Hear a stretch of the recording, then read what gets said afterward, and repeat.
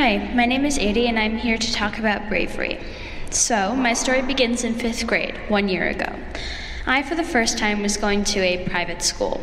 And I suppose I didn't get the memo, but at this school there were very different social cues. I had never been the kid who fits in, especially with my clothing. At my old school we had a uniform, so one of the most obvious parts of my personality, my clothing, was hidden. Some other things were obvious, but my friends had gotten used to it. I had been with them for many years.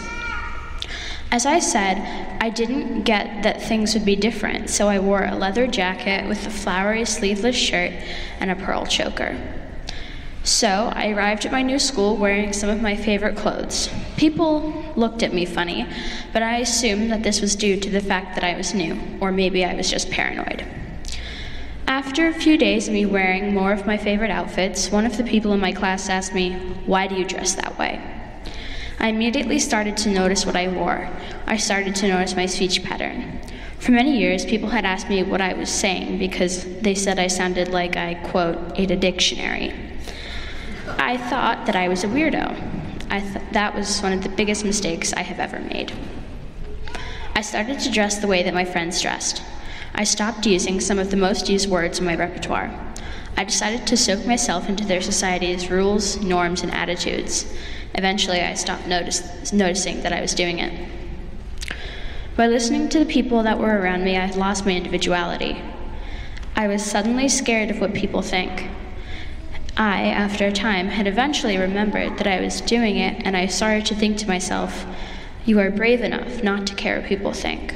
But I was not there yet. After a while, I forgot about my new resolution, and I thought that I was close to fitting in. But then again, I was given a little reminder that I was unique, unlike anybody else, in the form of my mom's home screen on her phone. It's a picture of me in my leather jacket, flowery shirt, and choker. I got a nasty shock when I saw it a few months later. I vowed not to care what they thought, and for a while, I was brave. I was totally myself. And then I went to middle school. There was a whole new set of memos there. Anything that was not obnoxiously expensive was not cool.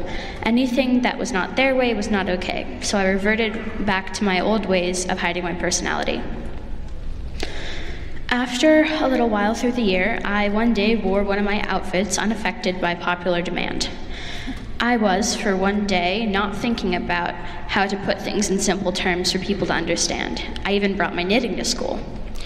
That day, I was called a grandma by 8 different people. I was given a stern look from my history teacher after I tried to bring up the topic of gun violence in relation to mental illness to what I thought was a grown-up middle school conversation. After 5th period, I gave up. I just gave up. I do not have the bravery to stand up to society and say that I don't care. First, I would have to accept that I would always be underestimated. I will never fit in. I will never be an ignorant 9-year-old again. I will need to learn that it is okay. I can't teach myself that lesson entirely alone. I need someone to help.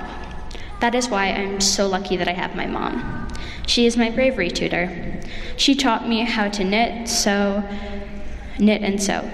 She taught me how to felt and how to do so with confidence in myself. Even though she didn't realize it, she is the best role model I could ask for. In fact, my whole family is amazingly supportive. My dad always encourages me on my many new artsy hobbies. Even my brother loves and encourages me in his own way. Something many books, movies, and people don't discuss enough is that your family and friends are just as important to bravery as confidence.